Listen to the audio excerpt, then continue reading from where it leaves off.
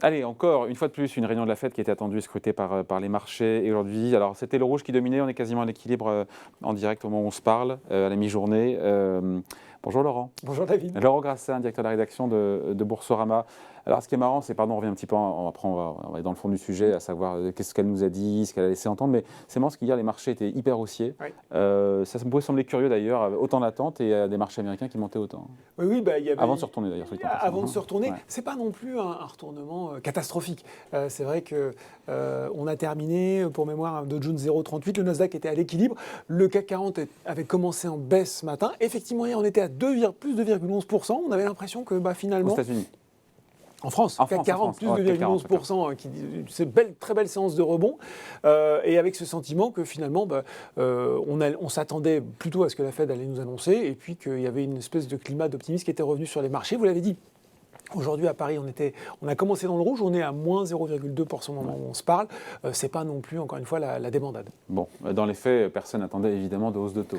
Alors voilà, c'est-à-dire que le communiqué en lui-même, ou en tout cas la décision sur les taux de la Fed, puisqu'au départ c'est ça, il n'y a pas eu de surprise, c'est-à-dire que la Fed maintient pour le moment ses taux sur cette plage extrêmement accommodante entre 0 et 0,25%.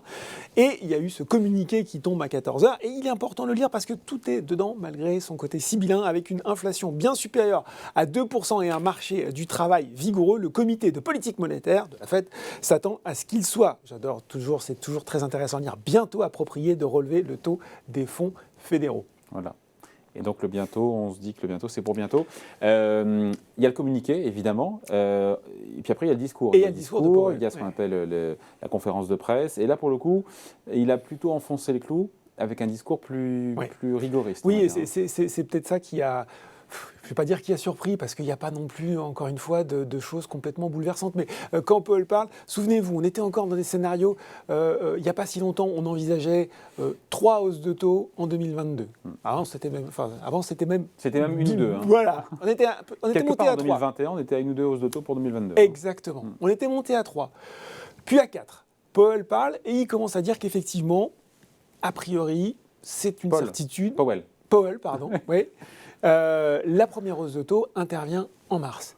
Il n'exclut pas formellement, en tout cas il ne dit pas, qu'elle ne pourrait pas être de 1,5 point. Voilà. Alors qu'on était tous sur du 25 points de base. Un quart. Ouais. Voilà, un quart. On voyait le dernier scénario à la mode, on va dire, c'était 4 hausses de taux en 2022 à 25 points de base. Maintenant c'est peut-être 5 ou 6 et c'est peut-être une première à 50 points de base. Exactement. C'est plus pareil. Hein. Voilà, donc tout de suite, boum, c'est un petit peu... Enfin, il ne l'a pas dit non plus, mais il ne l'a pas exclu. C'est ça. Et c'est peut-être tout le problème, on y reviendra. C'est-à-dire qu'on était OK, ça y est, les marchés étaient OK sur le fait qu'il fallait un durcissement monétaire.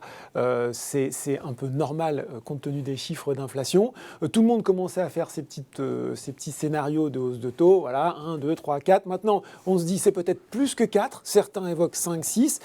C'est peut-être plus de 25 points de base à chaque fois, c'est peut-être 50, peut-être tout de suite, peut-être pas tout de suite. Et là, du coup, la machine à conjecture repart dans tous les sens. Alors que vous l'avez dit, David, on n'en sait pas plus pour le moment. Donc, il y a beaucoup d'interprétations, peut-être de surinterprétations sur le sujet. D'autant qu'effectivement, c'est très bien étagé.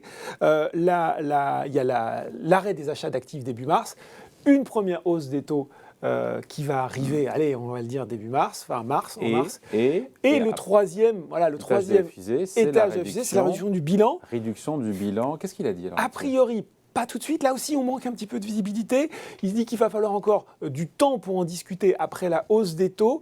On pourrait se dire que ça arrivera malgré tout, sans doute, au cours du premier semestre, quand même, donc peut-être mai-juin. Il a pas employé le mot significatif en parlant de la... J'ai un trou de mémoire, je ne sais pas si j'ai pas dit ça. Sur la baisse du bilan, la tête du bilan. Alors, c'est ce que j'ai lu aussi. Significatif. Mais reste à voir. Alors, est-ce qu'effectivement, c'est le non-rachat des tombées obligataires, quand les titres arrivent à maturité, la Fed ne les rachète pas. Qu'est-ce qui vient aussi sur les fameux MBS, les Mortgage Based Security Là, ça non plus, on n'en sait pas plus pour le moment. Voilà, des mots et pas encore beaucoup de certitudes. Voilà. Et puis ce qui est frappant, c'est ce discours qu'il tient aussi Jérôme Powell, Paul Powell sur l'inflation. On s'en souvient, on a largement commenté ici ailleurs, le transitoire qui est devenu durable. Maintenant, il dit carrément qu'il y a un risque d'inflation élevé que pourrait connaître l'Amérique. Peut-être pendant plus longtemps, en tout cas de manière augmentée. Alors, c'est ça, en fait. C'est-à-dire qu'on est passé de transitoire à, oui, inflation qui dure élevée, et là, peut-être que les signes sont plutôt mauvais et que ça pourrait s'aggraver. Alors là, il y a une véritable révolution dans le discours de Powell. Là aussi, c'est intéressant. Il dit les conditions d'inflation sont devenues légèrement plus mauvaises. Et on revient à ce qu'a dit la Fed finalement. Aujourd'hui, elle estime qu'il y a deux impératifs, l'inflation et le marché de l'emploi. Aujourd'hui, elle estime que le marché de l'emploi est désormais solide. On a un taux proche du plein emploi, on est à 3,9. 3,9%. Visiblement, il y aurait plus de 10 millions d'offres d'emploi qui ne sont pas prises sur le marché américain.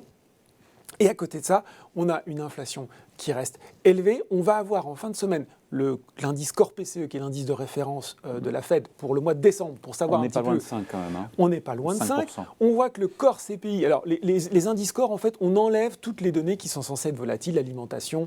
Sur le CPI, vous avez même les voitures d'occasion, etc. Donc on essaye vraiment d'avoir une mesure hors volatilité de l'inflation. L'indice Core CPI en décembre, il avait progressé plus qu'attendu. C'est pas impossible qu'il se passe la même chose sur le Core PCE. Donc on voit bien que l'inflation, elle reste très forte.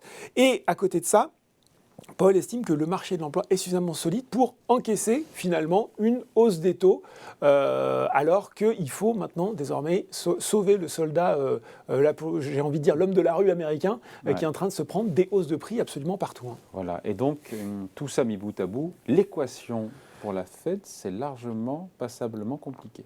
C'est-à-dire qu'on a l'impression finalement, David, pour tirer une conclusion, que Powell paye un peu son entêtement sur l'inflation. C'est-à-dire qu'aujourd'hui, il a l'air un petit peu en retard.